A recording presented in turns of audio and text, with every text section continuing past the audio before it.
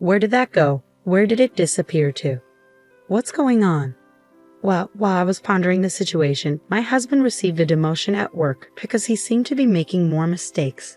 He had never been particularly dedicated to his job, so the demotion didn't come as much of a surprise to him. However, his memory lapses became increasingly frequent, prompting us to visit the hospital for a checkup. Music. I initially thought it might be depression, but the diagnosis turned out to be early onset Alzheimer's. In simple terms, he was dealing with dementia. I had heard that even young individuals could develop the condition, but I was still shocked to learn my husband had it. My name is Katie Smith. 5 years have passed since then. I'm now 50 years old and my husband is 54. We didn't have children, so I continued working. My parents have passed away, but my husband's parents are still alive and well. They live in the countryside, not far from us. His parents are very kind, and when my husband was diagnosed with Alzheimer's, they offered to take him in and suggested I consider divorce. Music. However, my husband, who had always disliked living in the country, firmly opposed the idea. I chose not to pursue divorce solely because of his illness. We've been married for nearly 20 years, united by love, and not just by the vows of sickness and health. It didn't seem right to abandon him simply because he had fallen ill. Though my husband's memory lapses have increased, he can still lead a relatively normal life. Perhaps the medication he takes to manage the disease is working. It's not too bad because he can still function in many aspects of daily life, and he recognizes me. Although he occasionally doesn't respond to me, when he does, he behaves much like any other person. However, when I ask him specific questions, he often says he doesn't remember or isn't sure. His mistakes at work became more frequent, and he would sometimes become emotional when he struggled with paperwork. He once told me, "I'm thinking of leaving the company. Would you support me if I quit?" Unable to refuse my worried husband, I supported his decision, and he eventually left the company. He now spends most of his time at home, but he doesn't exhibit any problematic behavior while he's there. Sometimes he leaves things out or makes a mess in the kitchen. But since he isn't causing harm to others, it's within an acceptable range of behavior. My husband has been home ever since he left his job. I spoke with the doctor about arranging for someone to watch over him while I'm at work. The doctor reassured me that he still has the ability to recognize danger, so there's no immediate need for extra care. He mentioned that we would revisit the situation as the disease progresses. For now, the doctor advised me to remind my husband to lock the door when he goes out and to avoid going out alone.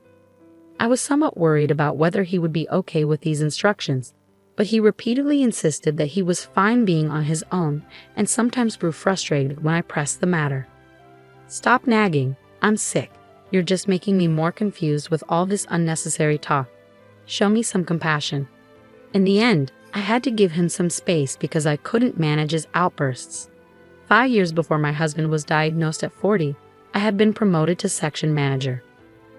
My salary increased, so even though my husband left his job, we didn't face any immediate financial strain. Since we don't have children, we had managed to save a good amount over the years, providing us with a safety net when needed. Our savings remain untouched, and I'm grateful to still be working. I hope life will continue to be as normal as possible. However, there's one issue that's been troubling me lately. Items around the house often go missing. The missing items include my beloved designer bags, recently purchased shoes and clothes, and other costly possessions. I had saved up to treat myself to these items as rewards. I've searched everywhere, thinking I might have misplaced them, but I can't seem to find them. When I asked my husband about it, he could only say, "I don't know." I inquired further, "Did you remember taking them anywhere?" His response remained the same, "No, I don't remember." My husband's responses are becoming increasingly repetitive. I wonder if his illness has advanced to the point where he doesn't even recall taking the missing items out of the house. When I return from work and ask about his day, his frequent reply is, "I can't remember." The doctor explained that the progression of the disease can vary, sometimes slow and other times rapid. Yet I couldn't shake the worry that it might be accelerating. If this were the case, leaving him alone while I'm at work would become a concern. The thought of him wandering off alone is unsettling. I wouldn't be able to manage his care on my own if he were to stray. My anxiety about my husband's well-being led me to install surveillance cameras in the house without informing him. What if he starts wandering and causing trouble for others? I'd be devastated if that were to occur. If such a situation arose, I'd have to confront it head-on. A week later, while my husband slept, I nervously reviewed the footage captured by the camera. What I witnessed was beyond anything I had anticipated, leaving me utterly astonished. Unbeknownst to me, my husband was bringing another woman into our home. For the past 5 years, I hadn't been able to engage in meaningful conversation with him. His responses to my questions were always vague, yet in the video he conversed with ease, free of any barriers. It was difficult to reconcile this with his dementia diagnosis. Furthermore, I was taken aback when I recognized the woman accompanying him. She was none other than the doctor who had diagnosed my husband with dementia. The very hospital where we had sought medical advice was affiliated with his former workplace. Was this some kind of twisted joke between my husband and the female doctor? Or could the dementia diagnosis be entirely fabricated? Are you sure she hasn't discovered the truth? Not in the slightest. Dementia is a handy excuse. I don't have to work, and I can easily claim I don't remember when it suits me. What a terrible man you are. Your wife is out working while you stay at home and bring your mistress here. You were the one who suggested it. When I told you I was tired of my job and wanted to leave, you said it was a good idea. I didn't think it would work so smoothly. The woman crossed her legs, laughing with my husband as they spoke. She's so full of herself. I'm not sure if she got promoted to section chief or something, but her salary keeps going up. She's definitely earning more than me and moving ahead. She probably thinks she's better than me, but thanks to her, we can enjoy moments like this.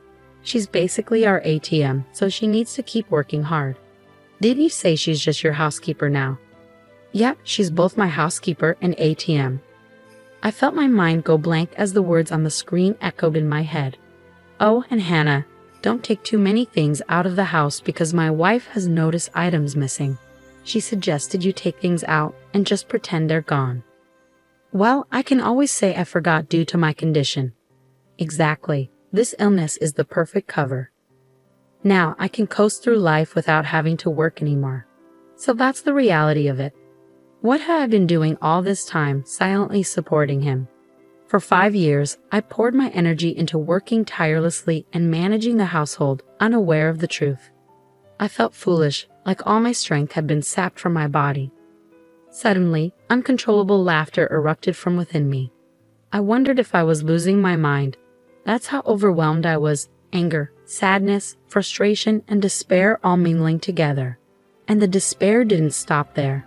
When I checked my bank account, I found it drained to zero. Every penny I'd saved since our marriage had vanished. I felt utterly adrift. It felt like the world had ended. As the morning light seeped in, I found myself numb. My husband greeted the day with a carefree expression, and seeing him stirred a rage within my hollowed soul. Where's breakfast? I wanted to grab him by the collar and unleash every ounce of fury, but I managed to hold myself back. My husband still had no clue that I knew the truth. I struggled with the urge to confront him and demand an apology on the spot, but I was unsure of how to proceed. Even if I lashed out at him, I knew he would simply smile and say, "You found out, didn't you? What are your plans for today? What's going on? You've never asked me that before. I'm just curious about what you do at home all day. I wish I could work like you, but with my condition, I just end up causing trouble for others. I'm envious of your ability to work." I couldn't believe how brazen his words were. Given the evidence of his infidelity, I knew I could use it as grounds for seeking alimony and a divorce. But reflecting on the last 5 years brought me to tears. People who act so shamelessly often try to downplay their actions with excuses and implausible explanations. A few days passed as I contemplated my next steps. Just seeing my husband made me feel sick, but I held my composure. The camera remained in place. Unaware that I knew the truth, my husband continued bringing the doctor into our home while I was away. "Hey, did anyone come by today? I thought I smelled someone else." He responded, "Well, someone might have come by, but I don't really remember. Maybe it was a salesperson." "So how are you feeling? You seem to be doing better lately. Is the treatment helping?" "I don't think so. I feel like I've been getting more forgetful. The doctor told me the disease can be slowed down, but it can't be cured. That's right. That doctor was quite attractive, wasn't she? Was she? I can't seem to recall her face. I was almost impressed by how convincingly he kept up his act for so long. I couldn't just sit idly by, so I decided to visit my in-laws with a recorded video, without telling my husband. They have always been kind and thoughtful toward me, but they are my husband's parents, so I worried they might take his side. Mr. and Mrs. Smith, I'm sorry for reaching out unexpectedly, but I have something important to discuss with you. What's wrong? You look so worn out. What happened? Come on in. Are you hungry? I'll fix you something warm to eat. My mother-in-law's words almost brought me to tears. It was a relief to realize I had nothing to worry about. When my in-laws saw the video of my husband's affair with the female doctor, they immediately knelt down and apologized. Our foolish son. I'm so sorry, Katie. I truly apologize. Rather than blaming me, they cried and held my hands, causing me to cry as well. It felt as though all the tension I'd been holding onto melted away in that moment. While my anger at my husband remained, I was deeply moved to know I had their support. Something else that made me happy was a surprise offer for a promotion to a department head position. It was gratifying to know my hard work was being recognized. I felt reassured that I had a place where my efforts were valued. Hey, Katie, are you listening to me? Huh? Oh, sorry, I got lost in my thoughts for a moment. I had been contemplating how to best punish my husband and had gotten caught up in my thoughts. It's not funny if you both end up with dementia. His words sparked an idea in my mind. Would you take care of me if I did end up with dementia? Forget it. I've got enough on my plate without taking care of you too. My husband looked at me in shock at my response. Since then, I've been trying to echo more of his previous words each day to make the scenario seem more convincing. Hey, what was I doing just now? I've been making so many mistakes at work lately. I seem to be forgetting things. I forgot how to use the washing machine and how to cook rice. My husband grew increasingly anxious. You're still working, but I'm grateful you're here. One day, I came home from work to find my husband gone. He left behind completed divorce papers and a note. I don't want to burden you any further, so I've decided to divorce you. Please don't try to find me, Ken. I knew he left because he believed I might have dementia. Moreover, I knew exactly where he had gone. My husband had rented an apartment to continue his relationship with the female doctor, as revealed in the hidden video. He told her, I'm getting a divorce. I can't be bothered taking care of her if she ends up with dementia. I've moved my savings to another account so I won't need to worry about my finances for a while, he said, laughing. He also provided her with his new apartment's location. I learned where she lived from their conversation, so I headed to her neighborhood.